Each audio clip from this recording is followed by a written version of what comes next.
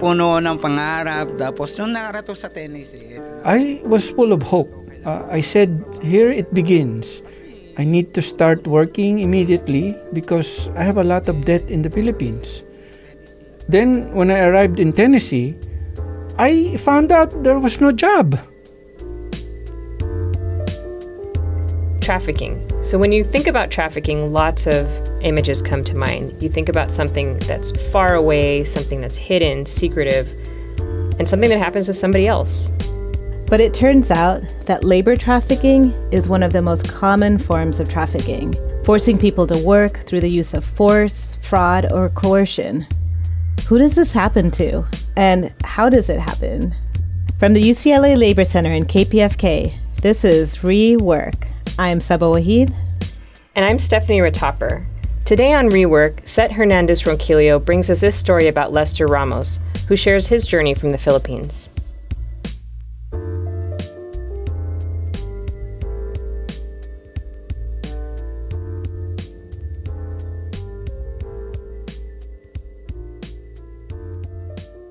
Alam mo naman sa Pilipinas, ang option mo para gumanda ang buhay mo, tatlo lang yun eh. You know, in the Philippines, there are only 3 options for a better life. To win the lottery, which is almost impossible. Your chances are like 0.00 something. To join networking schemes so you can get rich. But mostly with those schemes, only those who are on top get rich. And 3, to work abroad. Lester is from Cavite in the Philippines. When his father abandoned the family, his mother left Lester under the care of his grandparents. They raised him as their own child. Lester grew up in poverty and could barely afford to pay for school, but he still had big dreams for his future. Mahirap ang buhay sa Pilipinas kasi I always said that I wanted to be a writer. I really wanted to inspire other people. I wanted to write adventure stories, create a story that has an impact on people. Every story would have a lesson to motivate them in life. I wanted to create characters who could be recognized and remain in the minds of the people. Life in the Philippines is hard. Even if you have dreams, you can't achieve them because of lack of finances. As a kid, Lester peddled goods in the street. Later, he worked at a church to pay for his high school studies. But paying for college was much more difficult. Marami kasi nagsasabi na mga Pilipino tamad. Many people say Filipinos are lazy. And that's why they are poor. They prefer to just stand around instead of persevering in life.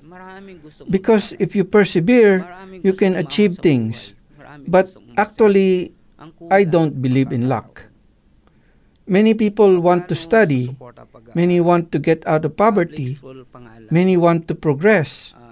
What's lacking is opportunity. How do you support your studies? For many people, instead of going to school, they just think of food. That's how bad poverty is in the Philippines. I really needed to work. I also tried studying while working. I went to vocational school. But our budget really could not allow it. In addition to my parents, I was also supporting my siblings. It was like that. But I knew within myself that someday I'll get somewhere. It wasn't easy for me when I got married because I started from scratch. So I just worked hard. And then we had 2 kids. Lester started off in construction and then in 1995 got a job in manufacturing. He rose up in the ranks from operator to unit leader to staff and finally material controller. But even higher up, he still struggled to support his family. Even maganda na yung trabaho ko compare sa iba. Even if I had a better job compared to others, it was still not enough for groceries, for monthly expenses. My balance was usually negative. The earnings from regular jobs, it all goes to food. How about the other expenses, the other needs of the whole family? Even if you work in an office and earn $1,200 a month, How much is electricity? How much is water? My ATM card never stayed in my wallet. It was always at the pawn shop. Every time. We had to borrow money, even to pay for our debt. My wife also wanted to give our children a better life. And that time, we had been fighting almost every day because of our finances.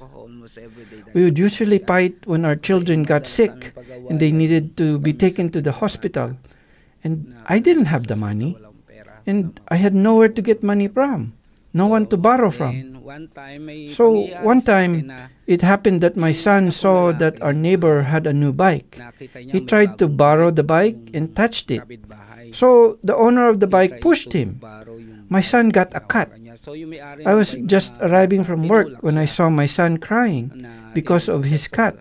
He said, "Papa, I want a bike." I said, "My child, that's not ours." I couldn't tell off the other kid who pushed him because he owned the bike. And my son was trying to take it. In my mind, I was thinking, what kind of a father am I that I can't give what my son wants? Because for fathers, it's an achievement for us to be able to give our children what they want. I couldn't buy for my son even a simple bicycle. Since then, I said, I don't want my life to be like this.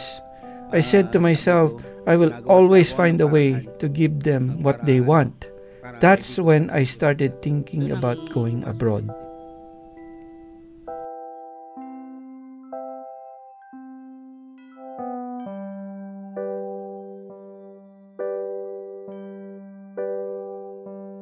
And the more he thought about it, the more he realized how limited his options were in the Philippines. Kasi mostly ang gobyerno ng Pilipinas, usa sila makikinabang, mas kinakampihan nila yung malalaking negosyo. So, prefer nila magnegosyo sa... Whenever they can benefit, the Philippine government will side with the big businesses, such as the foreign investors who start their businesses in the Philippines, where they can pay workers less. I really couldn't find hope to become better off in the Philippines, so I thought, I'll go abroad. I started looking at the newspapers and other places, but it was always nothing. I wouldn't get accepted. One time, my friend said that he was applying to go to New Zealand. I had a day off then, so I went with him. Unfortunately, when we got there, they were looking for someone with experience in molding. I didn't have experience in molding, so I wasn't accepted. I told my friend that I'll just wait outside. While waiting, I saw an advertisement for a material controller in the US. It was in the same building on the second floor. I said, material controller, that's my profession, so maybe they will accept me. So I entered, inquired, and they told me that in Illinois, I can be a lumber stacker. So I applied. There was an initial fee of $500. I had to borrow money from my sibling who worked in South Korea as an entertainer. The owner interviewed me, then gave me a briefing on the possible expenses. And then I had to do a medical exam. After the exam, they said they will call me. This is the story of how I applied to go to America. This happened in 2009. June and July came and they never called me. So I went to the agency to follow up. When I got to the agency, they said the visa quota for the United States was reached. So I would have to wait until next year. I just thought to myself, I got robbed the $500, which is quite a lot of money. Lester had almost given up. And then one day, he got a call back from the agency. But September 11, 2009, tinawag ko ng agency. On September 11, 2009, the agency called me and asked me to report to them because they had an offer for me. There was a visa that would allow me to work in Tennessee. But what they wanted was for me to ship from a material controller to an amusement park worker in Tennessee. If it was possible for me to give a processing fee, they would schedule an appointment at the U.S. Embassy. They asked me for maybe about $2,000 to pay for our employer in the U.S., for our accommodation, insurance, etc. So that time, I really didn't have any money. My sibling had some jewelry, so I brought all of them to a pawn shop. Lester paid the fees and scheduled an appointment with the U.S. Embassy. And after all that, he made it through. But then, the agency told him that it would be an additional $2,000 for the plane ticket. At this point, with no one else to borrow money from, Lester took out a loan through a lending agency. Even though he had to take on debt, Lester felt the opportunity was worth it. Puno-puno ng pangarap. Tapos nung nakarating sa Tennessee, ito na sa I was full of hope. I said, here it begins. I need to start working immediately because I have a lot of debt in the Philippines. I have debt from my sibling, from my friend, from the lending agency.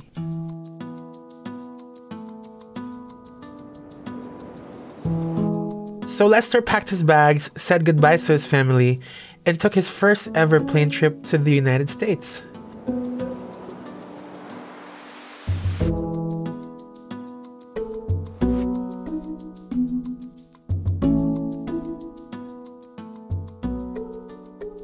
After hours on the plane, he finally arrived in Tennessee. Looking around, America was not what he had imagined. Ito ba yung Amerika? Kasi sa Pilipinas, pag nanonood tayo ng movie, from New York, from mga building, para akala ko wala nga lupa, puro semento, lahat puro building, ganyan. When I arrived here in America, I was really shocked. Is this America? Because in the Philippines, when we watch movies, they are in New York. I thought there was no dirt streets, only cement, only buildings. It was as if I was not in America, that I was in a province in the Philippines. Then when I arrived in Tennessee, I found out that there was no job. They said the ski resort was not open yet. So they said they will bring us to Alabama to get training. So the next day, the following morning, they put us in a van going to Alabama. The trip was 8 hours. There were 9 of us. After the first 4 hours, we stopped because we were hungry, because we didn't have breakfast. We stopped at a fast food place. We thought they were going to buy us food, but they only bought food for themselves. Many of us didn't have pocket money because the agency told us that we didn't need to bring pocket money because when we arrived, we can work immediately. And even with $1, they said we can buy a hamburger. What we ended up doing is whoever had some bought something and we all shared it. But at that time, I felt it did not feel right. First, our job, it didn't seem to be true. Then the first personnel of the employer bought food only for themselves. So I said, there seemed to be something wrong. After 4 hours, they brought us to an abandoned house where there were no furnitures, no utensils, no kitchen stuff. It was totally abandoned. They left us there for 3 days. We stayed there without anything. So we went out. We bought a rice cooker. We had rice, canned goods with us, so we used those for 3 days. We cooked all of it in a rice cooker because there was nothing else. It was cold in Alabama. It was October. We didn't have anything. We only had jackets. The house didn't have comforters. We slept on the floor, and it was very cold. We were in that condition for 3 days. After 3 days, they came back, and then they put us in different places in Alabama. 3 of us ended up in Fairhope, Alabama, in a house there. The good thing was that there was a Filipino living in the house where they brought us. I talked to them and asked if we can borrow some money. It was like you just met them and you're already borrowing money because we really didn't have any food. All of this took place before they even knew where they were going to work. Tapos tinuro lang sa amin kung saan kami magtatrabaho, Wendy's daw. So after 2 days, Then they just showed us where we were going to work, at Wendy's. After 2 days, we got a call from Wendy's for us to fill out an application form. We probably walked for 3 hours because we didn't know the place. We were getting lost. When we got to Wendy's, they gave us a schedule. And in the schedule, we had broken time. 3 times a day, we had a shift in the morning, a shift in the afternoon, and one at night. When my shift ended, I couldn't just go home because it was far. I would just wait outside Wendy's for my next shift. Mostly, I would be in Wendy's for about 12, 14 hours, but they were only paying us for 5 hours of work. That was my schedule.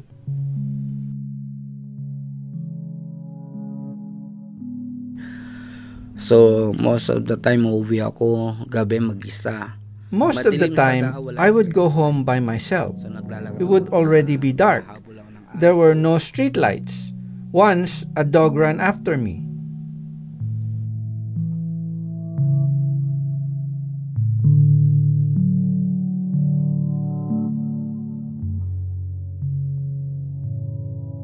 Lester doesn't know why Wendy's was the site of a trafficking scheme. Maybe it was a mix-up and the traffickers meant for the workers to go to another site. Or maybe the confusing information was the plan all along. In any case, to any customer walking into that Wendy's in Alabama to buy a burger, Lester would look like any other employee. But for him, something else was going on. The people that brought Lester were taking a cut.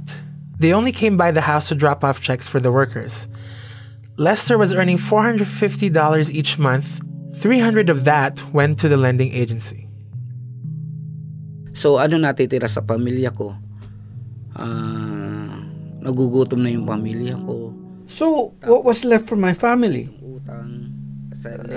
My family was going hungry. And then I didn't pay for my debt because it only goes to the lending agency. And then I heard that all those sponsored by our employer were denied by immigration because they didn't need foreign workers in Alabama. So I got scared. I talked to our employer, their personnel. I asked if there was any hopes of renewing our papers. They told us to find someone else to sponsor us. It was a crisis during that time. We didn't know anything about Alabama. We didn't see any Filipinos. How could we apply and look for someone to sponsor us? It was hard. The work was grueling and it was isolating. It started to take a toll on Lester. He probably wasn't going to find a job in Alabama, and he didn't even have the connections to find a job someplace else. This is labor trafficking. Globally, the International Labor Organization estimates that there are 20.1 million people trapped in forced labor in industries including agriculture, construction, domestic work, and manufacturing. One day, Lester saw on social media that someone he knew lived in Miami. He had a spark of hope. Maybe this was a way out. He called his friend and it turns out that there was a job for him. Ang problema ko paano makakapunta ng Miami. Then personal, kinausap ko yung My problem became how to get to Miami. I talked personally to the Wendy's manager and filed my resignation. He said I couldn't do it, that I was not allowed to work in other places because I'm supposed to stay with my employer. He said if I work somewhere else, they will deport me. They said that wherever I am in America, they will locate me, so I was scared. I take the risk, sabi ko alis ako, no matter what happened. I took the risk and said that I will leave no matter what happened. I told them that I will take the Greyhound. They said they will find me at the Greyhound bus. But I went online and bought a ticket. to Miami.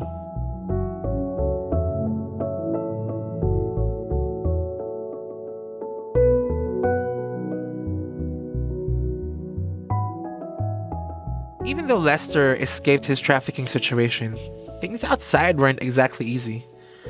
When Lester initially escaped Alabama, he ended up becoming undocumented.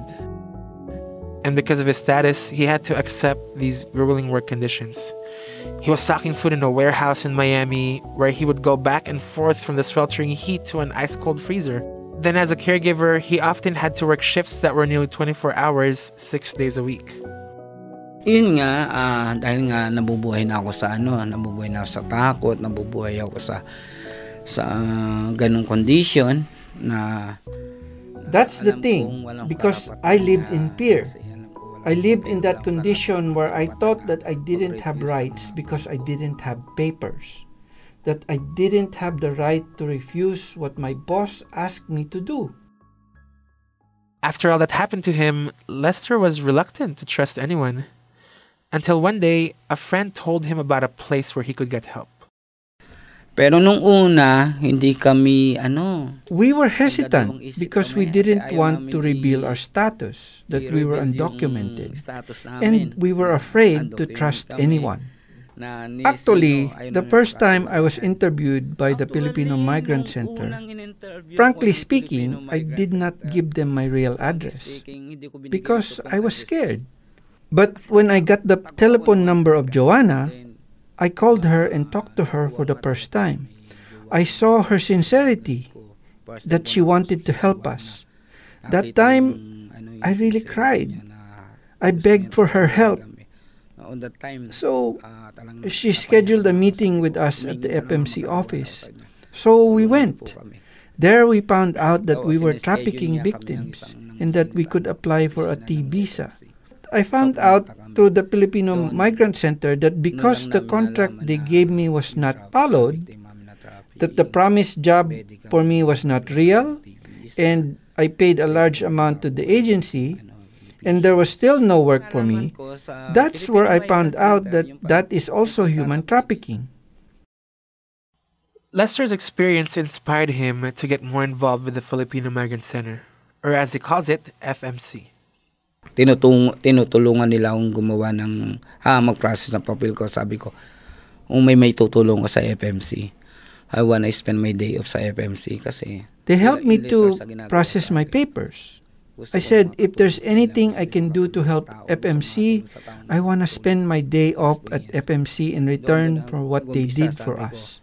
I want to help other people who had the same experiences as me. That's where I started. So we started to organize. We talked to those whom FMC helped or other workers I knew to be permanent members of FMC. Then from 5 members, maybe it is now about 25, 30 members. Tomorrow, we will launch our own chapter as Migrante South Bay, Orange County.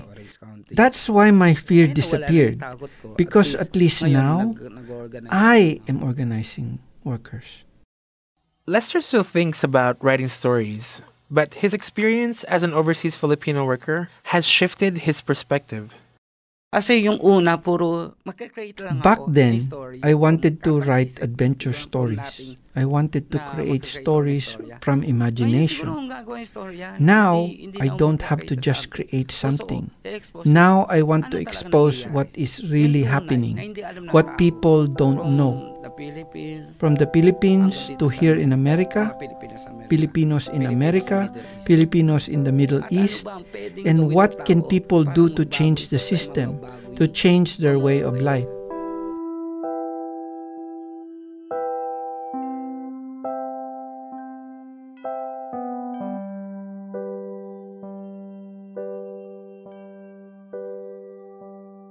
Lester is petitioning his family, and he's already thinking about their reunion. Ang sarap isipin, no? But yung physical na gusto ko silang mayakap, gusto kong personal na makita yung mukha ng anak ko. I want to hug them.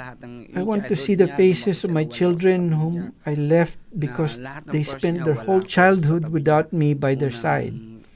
all their purse they had without me with them. The first time they stood, the first word, the first school, first birthday, everything for my youngest child, I wasn't there. My first child, my son, I remember him. He couldn't sleep without me next to him. When I left, my wife said that for a whole month my son could not sleep. Every time he would hear a motorcycle passing by, he would wake up my wife saying, "Papa is here. Mama, Mama, Papa is here." When my wife told me that, I really cried.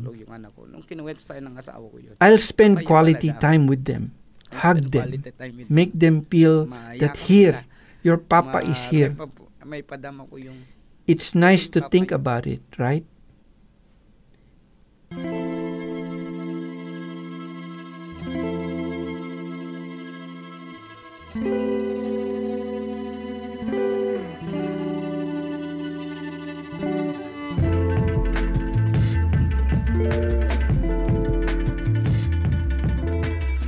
Thanks to Lester for sharing his story.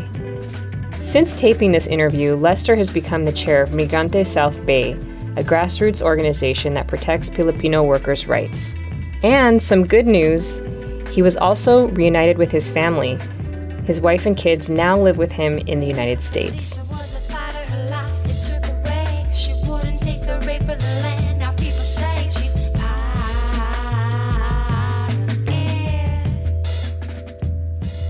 Thank you to Joanna Concepcion and the Filipino Migrant Center for partnering with us on this story. You can find out more about their work at filipinomigrantcenter.org. You're listening to Rework, a program of the UCLA Labor Center and KPFK. This show is produced by Seth Hernandez Ronquillo, Lynette Luna, Vina Hampapur, Saba Wahid, Stephanie Ratopper, and Nathan Moore. Voiceover dubbing by Johan Diel. Transcript translation provided by Yasmin Saturay. Visit our website at reworkradio.org or visit us on Facebook at /reworkradio. You can also tweet your reactions to this show to @rework_radio or send us an email at rework@irle.ucla.edu. Till next time, rethink, rework.